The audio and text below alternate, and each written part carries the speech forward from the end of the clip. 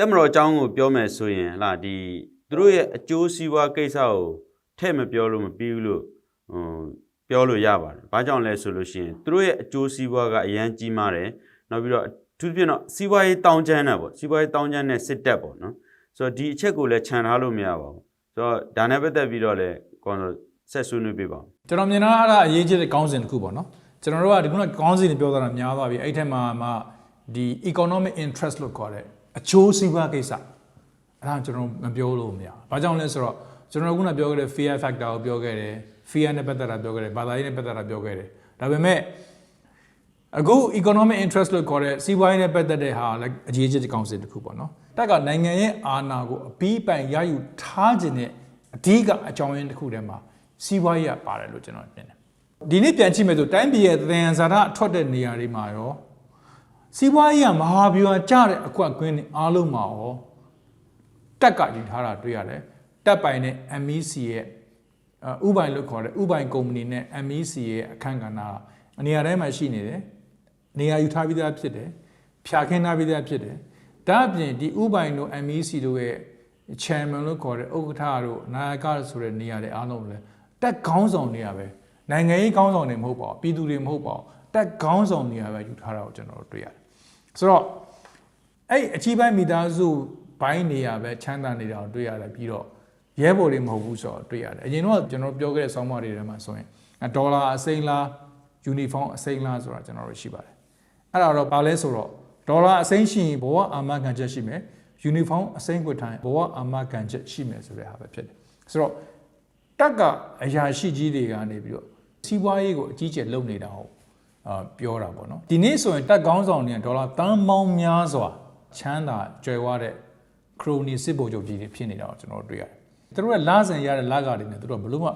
မချမ်းသာနိုင်ဘူးဒါအပြင်ဒီနေ့စစ်အာဏာသိမ်းထားတဲ့ဗိုလ်ချုပ်ကြီးမြောက်လိုင်ကိုယ်တိုင်ဆိုရင်လဲသူ့ရဲ့လာရတဲ့လာစာနဲ့သူကဘလို့မှဘီလီယံနာတောင်မဖြစ်သွားနိုင်ဒီနေ့သူ့ရဲ့မိသားစုရဲ့စီးပွားရေးတောင်းကျမ်းတာတွေကိုလည်းကျွန်တော်တို့မီဒီယာတွေကနေဖော်ပြနေတာဖြစ်တယ်ဒါပေမဲ့ဒီချိန်မှာရဲဘော်တွေကသူတို့ရဲ့မိသားစုတွေကစင်စင်ရဲနေရတက်တက်တဲနေရတယ်ဖြတ်တန်းနေရတယ်ရှေ့ထဲမှာတေးချီတန်ရနေရတယ်နော်ဆိုတော့ဗိုလ်ချုပ်ကြီးတွေကတော့သူတို့ရဲ့မိသားစုတွေကတော့ဒေါ်လာထောင်နဲ့ချီပေးရတဲ့ဝီစကီဝိုင်းတွေကိုနေ့စဉ်တောက်ပြီးတော့ဘဝတစ်ခုဖြတ်တန်းလို့ရတယ်ဒါအပြင်စီးပွားလုပ်ငန်းအသစ်တွေနဲ့အာဏာသိမ်းပြီးနောက်ပိုင်းမှာပိုပြီးချမ်းသာကြွယ်ဝလာတာကျွန်တော်တို့တွေ့ရတယ်ပေါ့နော်ဒါကြောင့်လည်းကျွန်တော်မြင်တာကတော့ဒီနေ့ဖိနှိပ်ခံနေရတဲ့ရဲဘော်တွေကအရာရှိတွေကနေဒီမေးခွန်းတွေကိုမေးနေတယ်လို့ကျွန်တော်ကထင်တယ်ဒါတွေကိုခြုံပြီးတော့မေးရမယ်ဆိုလို့ရှိရင်တော့လားဒီစစ်တပ်ဟာမြန်မာပြည်သူလူထုတွေကိုဘက်စုံကနေထိန်းချုပ်လိုက်ပြီဆိုတော့စစ်တပ်မျိုးဖြစ်နေသလားဒါနဲ့ပတ်သက်ပြီးတော့ခြုံငုံသုံးသပ်ပေးပါအောင်ကွာစစ်တပ်ကကျွန်တော်တို့ရဲ့လူနေမှုဘဝတွေကိုဘယ်လောက်ထိန်းချုပ်ထားနေတယ်လဲဆိုတော့ကျွန်တော်ပြန်ကြည့်မယ်ဆိုရင်တော့ကျွန်တော်ထင်တယ်ကျွန်တော်တို့တက်မတော်သမိုင်းပြတဲ့အဟောင်းရန်ကုန်မှာရှိတယ်တက်မတော်ပြတဲ့အသစ်နေပြည်တော်မှာရှိတယ်အဲ့ဒါကိုကျွန်တော်တို့သွားကြည့်မယ်ဆိုရင်ကျွန်တော်တို့အဲ့မှာရှိတဲ့တက်မတော်သားထဲမှာရောမြန်မာပြည်သူတွေကိုသူတို့ဘယ်လောက်ထိ brain wash လုပ်ဖို့စ조사ခဲ့တယ်လဲစ조사နေတယ်လဲစ조사နေစေဖြစ်တယ်ဆိုတော့ကျွန်တော်ထင်တယ်တွေ့ရမယ်လို့ကျွန်တော်ထင်တယ်ဆိုတော့အဲ့ဒါကိုတွားချိမယ်ဆိုရင်တော့အဲ့တက်မတော်ပြတဲ့အခန်းတွေပြန်ထွက်လာပြီဆိုရင်တော့ကျွန်တော်တို့ရမယ်အတွေ့အကြုံကဘာလဲဆိုတော့မြန်မာပြည်ခေတ်သမိုင်းမှာတက်မတော်မပိုင်မပြီးဘူးသူကကောင်းတာအကုန်လုံးလှုပ်ခဲ့တယ်သူကတိုင်းပြည်ကိုကယ်တင်ခဲ့တယ်ကြောက်ထဲကိုလက်လုံးမကျခင်မှာကုညီဆောင်မခဲ့တယ်ဆိုတော့ဝါဒဖြန့်ထားတဲ့ဟာတွေကိုပဲကျွန်တော်တွေ့ရမှာဖြစ်တယ်ပြောချင်တာတော့ဗျာကျွန်တော်ပြောချင်တိုင်းပြည်အစိတ်ပိုင်းအားလုံးမှာသူကပါဝင်ရမယ်ပါဝင်နေတယ်ဆိုတာသူကပြောထားတာဖြစ်တယ်ဆိုတော့တကယ်မှာတော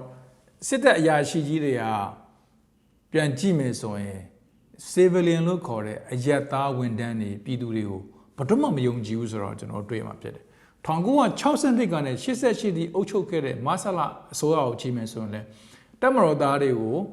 ုဟာလာဒီအစိုးရဝန်ထမ်းတွေအဖြစ်ခန့်ခဲ့တာတွေစီမံအုပ်ချုပ်ခံခွဲရေးတွေမှာပါဝင်စေခဲ့တာတွေကိုကြည့်မယ်ဆိုရင်သူတို့တွေကဘယ်လောက်ထိဒီစီမံအုပ်ချုပ်ခံခွဲရေးအုပ်ချုပ်ရေးပိုင်းမှာဘယ်လောက်ပါဝင်ရမယ်ဆိုတဲ့ကိစ္စအစိုးရတွေကကြိုတင်စီမံခဲ့တော့တွေ့ရတာပေါ့နော်2008ဖွဲ့စည်းပုံကိုကြည့်မယ်ဆိုရင်တော့တပ်မတော်ကဘယ်လောက်ထိနိုင်ငံရေးကဏ္ဍအဓိကပါမယ်ဆိုတော့ရေးထားခဲ့ပြီးသားအခြေခံဥပဒေမှာရေးထားခဲ့ပြီးသားဖြစ်တယ်ပေါ့နော်လွှတ်တော်မှာ25ရာခိုင်နှုန်းယူမယ်ဒါအပြင်အရေးကြီးဆုံးဝန်ကြီးဌာန3ခုကိုလည်းသူတို့ကယူမယ်ဆိုတာကိုလည်းစာအုပ်အစိမ်းမှာရေးထားခဲ့ပြီးသားဖြစ်တယ်ဆိုရင် တို့ကဘသူ့မှလည်းမယုံဘူးပြည်သူလည်းမယုံဘူးနိုင်ငံရေးသမားတွေကိုလည်းမယုံဘူးတို့ကိုတို့ပဲလောက်အောင်မယ်ဆိုတဲ့အမြင်ပဲရှိတယ်ဆိုတော့အဲ့ဒီမှာအကုန်လုံးပါတယ်လို့ကျွန်တော်တို့ထင်တယ်ခင်းဆက်နိုင်ငံရေးသမားတွေကိုလည်းမယုံခဲ့ဘူးဝန်ကြီးချုပ်ဦးနုကိုလည်းယုံခဲ့တာမဟုတ်ဘူးတမိုင်းကိုပြန်ကြည့်မယ်ဆိုရင်အဲ့ဒီတိုင်းပဲကျွန်တော်တွေ့ရမယ်လို့ထင်တယ်အဲ့တော့စစ်တပ်ကဘယ်မှာဒုက္ခသွားတွေ့လဲဆိုတော့စစ်တပ်ကလူထုရဲ့ယုံကြည်အားကိုးမှုနိုင်ငံတကာယုံကြည်အားကိုးမှုကိုရခဲ့တဲ့ဒေါ်ဆန်းစုကြည်နဲ့တွေ့တဲ့အခါမှာတော့စစ်တပ်ကသူ့ကိုအကြီးကျယ်ချိုးနှိမ်ဖို့လုပ်ခဲ့ရတာကိုကျွန်တော်တွေ့ခဲ့တယ်အဲ့ဒါကိုလည်းကျွန်တော်တို့နှစ်ပေါင်း20 30လောက်ဒေါ်ဆန်းစုကြည်နဲ့သူ့ကိုထောက်ခံတဲ့သူတွေကိုအကြီးကျယ်ချိုးနှိမ်ဖို့လုပ်ခဲ့တာကိုကျွန်တော်တွေ့ရတယ်အဲ့ဒါအခုထိလုပ်နေရဆဲဆိုတာကိုကျွန်တော်တွေ့ရတာပဲဖြစ်ပါတယ်ဒါပေမဲ့စစ်တပ်ကစီဗီလီယန်လို့ပြောတဲ့တိုင်းရင်းသားပြည်သူလူထုကိုမယုံပေမဲ့သူယုံတာတစ်ခုတော့ရှိတယ်သူကအဲ့ခရိုနီလို့ခေါ်တဲ့တိုင်းရင်းသားစီးပွားရေးသမားကြီးတွေကိုတော့သူတို့ကယုံတယ်သူတို့နဲ့ plane to ဘူဆိုလုပ်လို့ရတယ်သူတို့နဲ့စီးပွားရေးပေါင်းပြီးလုပ်နေခဲ့ကြတာကိုတွေ့ကြရတယ်ခေတ်ဆက်ဆက်မှာပြည်သူလူထုကိုမယုံပေမဲ့သူတို့ကအဲ့ဒီထက်ကတကယ်တိုင်းရင်းသားစီးပွားဘက်တွေဒါတော့သူတို့နဲ့အတူစီးပွားရေးလုပ်ခဲ့တာစီးပွားပြက်ဖြစ်ခဲ့ကြတာကိုကျွန်တော်တွေ့ရမှာဖြစ်တယ်သူတို့ဖော်ဆောင်ခြင်းနဲ့ဆိုတဲ့ဒီမိုကရေစီဆိုတာကတော့စီကံပြေဝတဲ့ဒီမိုကရေစီပေါ့ဗျာတဘောတော့ discipline democracy လို့သူတို့ကခေါ်တာပေါ့အဲ့ဒါကိုဘာသာပြန်မယ်ဆိုရင်တော့ကျွန်တော်မြင်တာကတော့အေးစေတတိတက်တာဆိုတဲ့ democracy မျိုးလို့ပဲကျွန်တော်ကတော့မြင်တယ်တက်ထဲမှာလည်းတကယ်ကတော့ညီညွတ်နေတာမဟုတ်ဘူးအကိုကြီးညီလေးဆိုတဲ့ဆက်ဆံရေးတွေရှိသလို ambition လို့ခေါ်တဲ့ရည်ရွယ်ချက်ကြီးမားတဲ့သူတွေလည်းအများကြီးရှိတာကိုတွေ့ရတယ်ဒါကြောင့်လည်းကျွန်တော်တို့ပြီးခဲ့တဲ့နှစ်ပေါင်း20အတွင်းမှာမြင်ခဲ့ရတဲ့ဗိုလ်ချုပ်ကြီးခင်ညွန့်ဖယ်ထုတ်ခံတဲ့ကိစ္စတွေဗိုလ်ချုပ်ကြီးရွှေမန်းနဲ့ဖြစ်ခဲ့တဲ့ကိစ္စတွေမှဆိုရင်တက်တွင်းမှာအတွင်းပြိပက္ခတွေသူတို့ရဲ့အကျိုးစီးပွားတဲ့ပြိပက္ခတွေဘယ်လောက်ကြီးတယ်ဆိုတော့လည်းကျွန်တော်တို့တွေ့ရမှာဖြစ်ပါတယ်။ဒါဆိုရင်ဟုတ်လားဒီစစ်တပ်ရဲ့မိတ်ဆွေကဘယ်သူလဲရန်သူကဘယ်သူလဲပေါ့ဒီချက်နဲ့ပတ်သက်ပြီးတော့လည်းဆွေးနွေးပြပါဦး။မြန်မာစစ်တပ်မြန်မာတပ်မတော်ရဲ့မိတ်ဆွေကမရှိဘူးလို့ပြောလို့ရတယ်။ရန်သူတွေများတဲ့သူမယုံသင်္ကာတွေများတဲ့သူလို့ပဲကျွန်တော်တို့ပြောလို့ရမှာပေါ့နော်။အဲ့တော့အနေကုန်းပြန်ချုပ်မယ်ဆိုရင်ကျွန်တော်တင်တယ်ခုနကျွန်တော်ပြောခဲ့တဲ့ Andrew Sells တို့ Bertil Lintner တို့ Martin Smith တို့America လာဟန်တို့သူတို့တွေရဲ့ research paper တွေကျွန်တော်တို့လုပ်ခဲ့တဲ့ရေးခဲ့တဲ့ဆောင်းပါးတွေကိုပြန်ကြည့်မယ်ဆိုရင်တော့မြန်မာစစ်ကောင်းဆောင်တွေခံစားနေတဲ့ယောဂတွေကများတယ်။အဲ့ဒါဘာလဲဆိုတော့ paranoia လို့ခေါ်တဲ့ကြောက်ကြစိတ်မယုံသင်္ကာစိတ်တွေသူတို့မှရှိနေတယ်။အဲ့လိုခံစားနေရတဲ့သူတွေဖြစ်တယ်။သူတို့မှဘယ်သူမှယုံကြည်လို့မရ trust ဆိုတဲ့ issue ပေါ့နော်။ယုံကြည်မှုလည်းမရှိဘူး။ဒါအပြင်သူတို့ချင်းချင်းနဲ့မှစောင့်ကြည့်နေကြရတဲ့ကိစ္စတွေကျွန်တော်တို့ရှိတယ်ပေါ့နော်။စစ်တပ်အနေနဲ့စစ်တပ်ကောင်းဆောင်အနေနဲ့သူတို့ပြပလာပြီးတော့ကျူးကျော်တော့မှလားဟလားသူတို့ဘယ်သူကလာပြီးတော့နှောက်ယှက်တော့မှလဲသူတို့ရဲ့အချုပ်ချာအာဏာဘယ်သူကလာပြီးတော့ထိပါမှလဲဆိုတော့သူတို့ကိုသူတို့6လှန့်နေတဲ့အိမ်မက်တွေနဲ့သူတို့ကဖြတ်တန်းနေတာကိုကျွန်တော်တွေ့ရတကယ်တော့တနာဖို့တော့ကောင်းတယ်ပေါ့နော်ဒီစစ်အရာရှိတွေစစ်ဗိုလ်ချုပ်တွေကိုကြည့်မယ်ဆိုရင်လည်းခုနကျွန်တော်ပြောခဲ့တာတွေပြင်ပေါ့နော်ပြန်ကြည့်မယ်ဆိုရင်လည်းနယ်ချဲဝါဒဆိုတော့သူတို့ကအခုအချိန်ဒီထိုင်ပြီးအပြစ်တင်နေတာကိုကျွန်တော်တွေ့ရတယ်ဒါအပြင်တိုင်းပြည်ပြက်တာနယ်ချဲဝါဒကြောင့်ပြက်တာဆိုတဲ့ပုံစံမျိုးကိုပုံသွင်းတာကိုလည်းကျွန်တော်တို့တွေ့ရတယ်ဒါအပြင်နိုင်ငံသားတွေကြောင့်ပဲပြက်တယ်လို့နိုင်ငံရေးသမားတွေကြောင့်ပဲပြက်တယ်လို့သူတို့အမြဲပုံသွင်းတာကိုကျွန်တော်တွေ့ရလို့ရှိတယ်ဒါပေမဲ့တကယ်ပြက်ခဲ့တာသူတို့ကြောင့်ပြက်ခဲ့တယ်ဆိုတာကိုသူတို့ကအမြဲတမ်းဆန်းစစ်ဖို့မေ့နေကြတာဖြစ်ပါတယ်ဒါအပြင်သူတို့ကအခုငင်းငင်းဆွေးနွေးလုပ်မယ်ဆိုတော့ EAO တွေနဲ့ရောယုံကြည်မှုရှိလားဆိုတော့လေယုံကြည်မှုရှိတာမဟုတ်ဘူးဆိုတော့ကျွန်တော်တွေ့ရတယ်သူတို့ရဲ့မိတ်ဆွေတွေလည်းမဟုတ်သူတို့ရဲ့ရန်သူတွေဖြစ်နေတာကိုကျွန်တော်တွေ့ရတယ်တကယ်တော့ဟိုဘက်ကလက်နက်ကင်ထားလို့သာစကားပြောနေတာကိုကျွန်တော်တွေ့ရပြီးတော့ဟလာဟိုမြန်မာစစ်ဗိုလ်ချုပ်တွေတကယ်တော့ငင်းငင်းရသွားမယ်ဆိုရင်တော့ငင်းငင်းနဲ့အတူပါလာမဲ့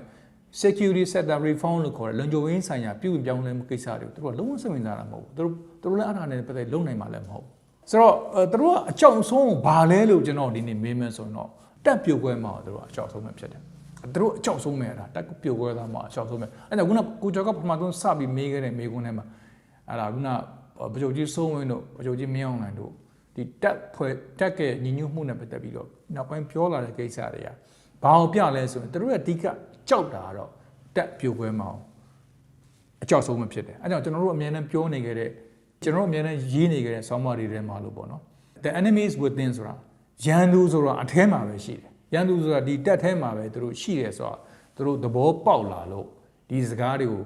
ုလိုက်ပြောနေတယ်လို့ကျွန်တော်သုံးသပ်လို့ရပါတယ်အဲ့တော့ကျွန်တော်မြင်တာတက်ကိုသူတို့အပြင်ရောအတွင်းရောပညာရှင်တွေသုံးသပ်တာကဒီလူတွေကအသိဉာဏ်ကင်းမဲ့မိုင်မဲသူတွေ ပညာမတတ်တဲ့သူတွေလို့တုံးတတ်ကြတာကျွန်တော်တွေ့ရတယ်ဆိုတော့ဒါဝမ်းနေဖို့ရကောင်းတယ်ဘာကြောင့်လဲဆိုတော့သူတို့ကတိုင်းပြည်ရဲ့လောအချုပ်ချာအာဏာကိုယူထားတဲ့သူတွေဖြစ်တယ်ပေါ့နော်ဆိုတော့သူတို့မှတိုင်းပြည်အုပ်ချုပ်မှရမယ်လို့ထင်နေကြသူတွေဖြစ်တယ်ဒါကြောင့်သူတို့ရဲ့လက်ထက်မှာရှိတဲ့တိုင်းပြည်ရဲ့အနာဂတ်ကကျွန်တော်မြင်တာအရန်ကိုရင်လေးစားကောင်းတယ်လို့ကျွန်တော်မြင်တယ်ဟုတ်ကဲ့ကိုအောင်စောကျေးဇူးတင်ပါတယ်ကျေးဇူးတင်ပါတယ်ကိုကျော်က